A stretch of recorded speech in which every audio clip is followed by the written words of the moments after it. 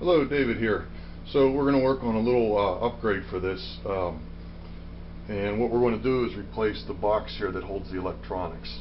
I originally built this one for the trolley, and then realized as soon as I made it and put the stuff in that it's too small. So I made another one and started working on things, and then realized that that's too small. So I'm going to work on a third one here, which is much bigger. This is like 10 by 17, so hopefully that will fit everything. These little cutouts here in the back, those are for Phoenix connectors, which works out really well. I soldered the socket to a piece of circuit board and then put the terminal blocks on the other side, so you can just pull these out here, and that works out well when you're working on things. I originally had these just used 440 screws for power.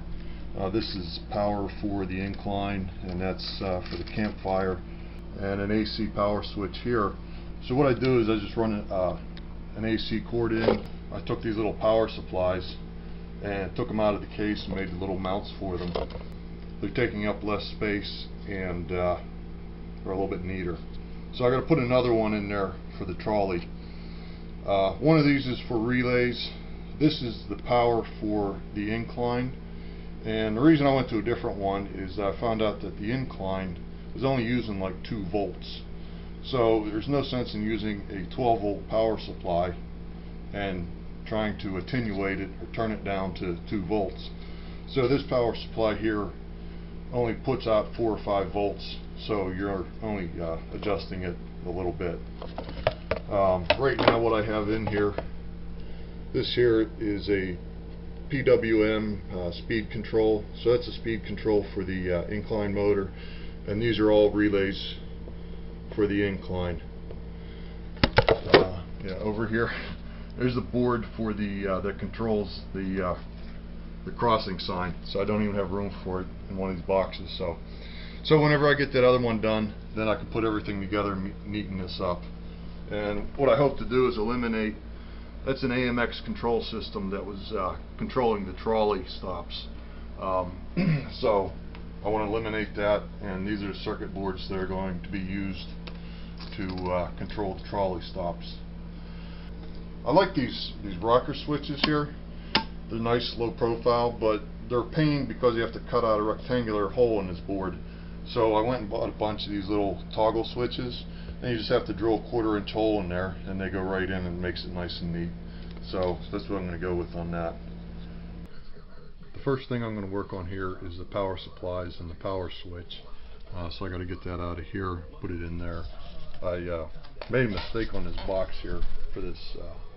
This hole right here was supposed to be for the power switch, and found out that when I put it in there, I couldn't screw the nut down. So I thought, well, I'll just make the hole a little bit bigger. Well, I made it too big, so now the whole nut and everything goes through.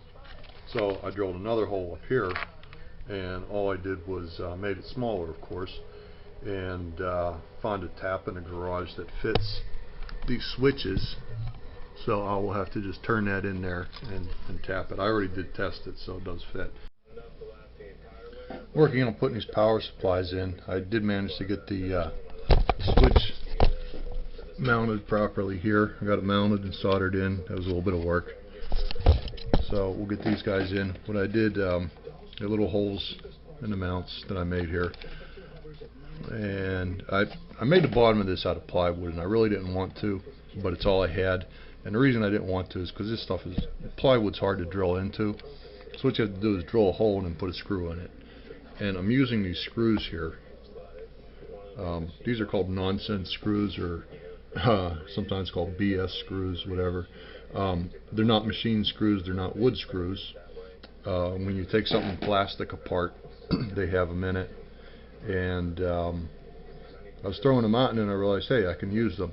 So they work okay for this application. So I drill a small hole in the bottom of it, and then put these guys in.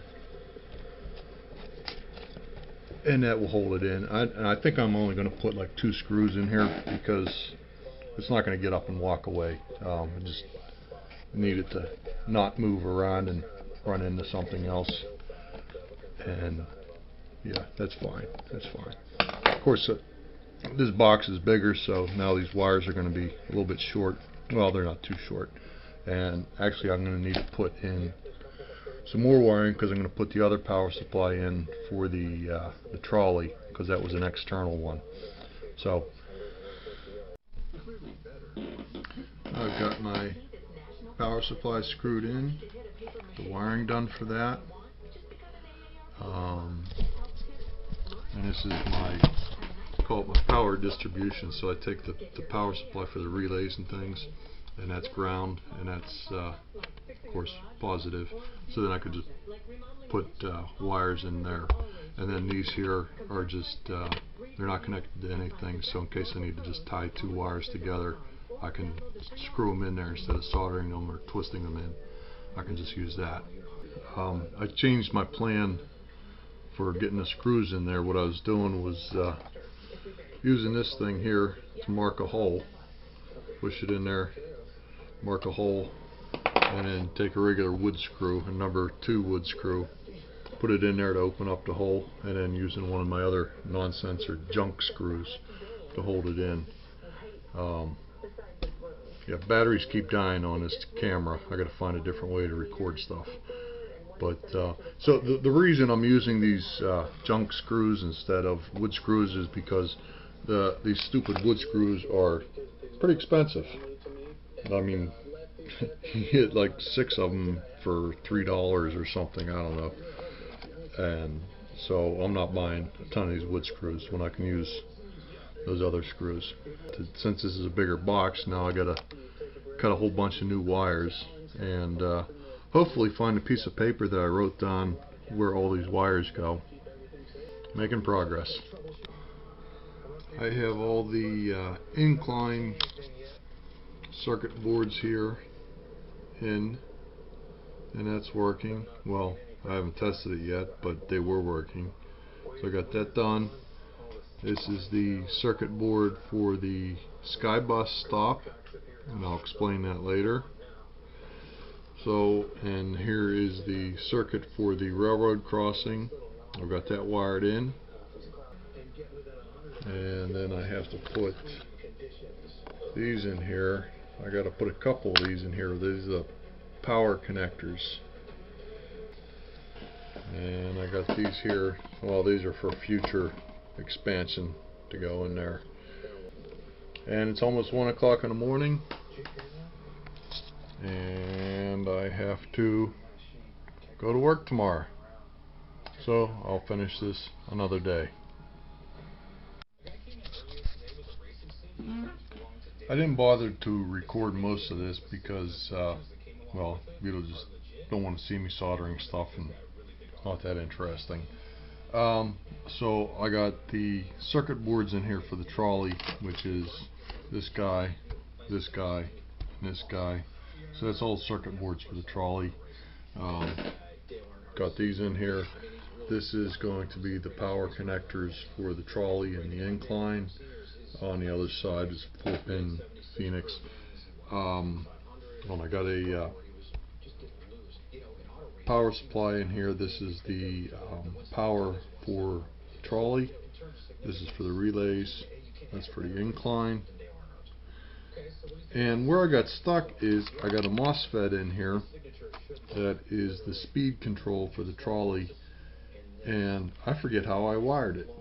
So I'm digging through my papers trying to figure out how I wired it, because that needs to go power in, power out, speed control, and then back to here. Figured out what to do with the speed control for the trolley. So I've got to mount all these switches and speed control. So I've got the lid here where I've marked where I need to put holes. I'm going to take this out to the garage and drill some holes in it for the switches and go from there.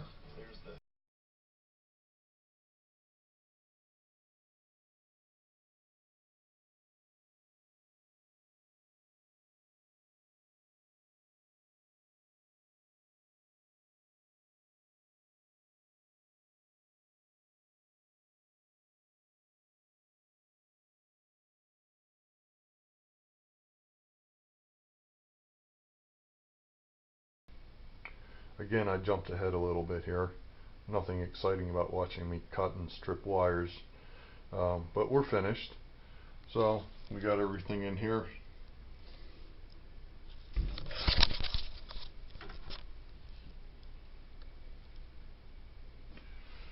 I think